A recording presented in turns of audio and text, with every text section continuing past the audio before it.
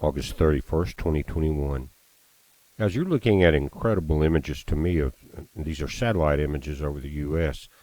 On the west coast, look at the smoke that's coming across the entire U.S. and look at where it's concentrated in the different states. And you, with that and the influence of the remnants of Ida moving north and northeast down into the southeast, that smoke is now being pulled into Arkansas and Mississippi, and it's been kind of like a two-edged sword. One of the great things that's happening here in the southeast is that, again, Ida is moving northeast and it's pulling cooler air in. Today here in central Mississippi, it's been like the finest fall day you've ever seen in your life. Now on the Gulf Coast along in Louisiana, they're pulling heat off, and they're in 106 degree heat factor regions there, and with no power. And that happened to us in Katrina. So again, you've got this front that's diving in, being pulled in by the remnants of Ida, pulling in cool air, at the same time pulling in an incredible amount of wildfire smoke.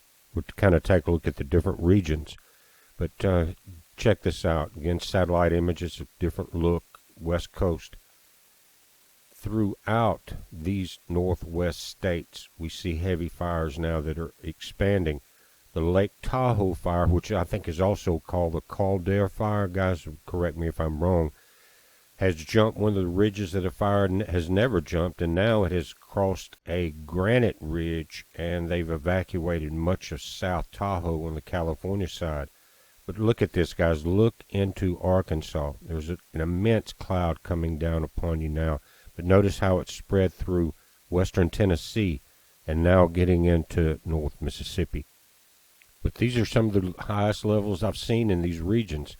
And if you look at Lake Tahoe right there, this is the Caldera fire. And it gets jump ridges that these fires never have. And they've seen the ash fall in these large hunks up to a mile away. And look at the explosion today at that. So South Tahoe is basically a ghost town is what they're saying. Closer look at it, and you can see the explosions, and the wind is moving pretty fast from the west to the east. I feel sorry for you guys there, but we're all about to experience it again, possibly in the southeast, guys, the strongest we've seen. But the U.S. Forest Service has closed every national forest in California today, citing the extraordinary risk of the wildfires, and forecasts show the threat will only remain high or even get worse. The closures start today or tonight and run through September the 17th.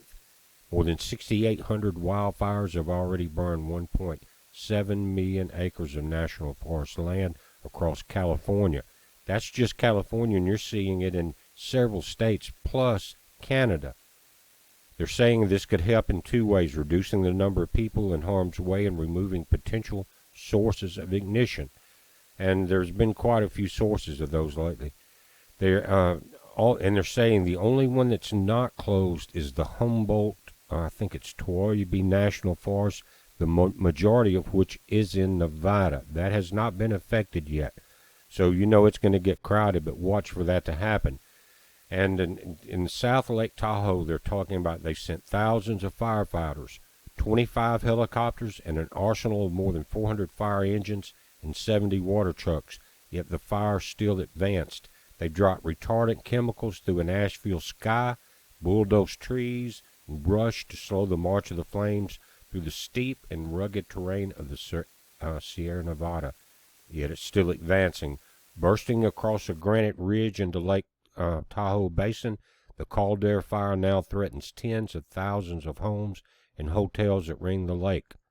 Now, it's bad enough we're getting smoke, guys, but these people, their lives are in danger, and so is their property and the homes.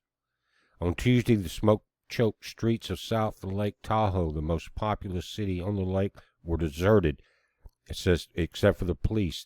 And what they had done was, just in a matter of an hour, thousands of residents and tourists had to be evacuated. And you saw that the streets were jammed, the exits were jammed out of town, and it was just all of a sudden when it jumped that ridge, it was time to go. And I think basically most of the people are out of there. If you have friends or family that are in that area, again, Lake Tahoe and especially South Lake Tahoe, then make sure that you can get in contact with them, that they have evacuated in case, for some reason, they didn't get the message. But guys, those are incredible images that we're seeing. So the smoke is now moving back in, and it looks thicker in the south and southeast than I've ever seen it. We've seen it before this thick to a point over in California and the Northwest, but again, those are incredible images. So be prepared for that.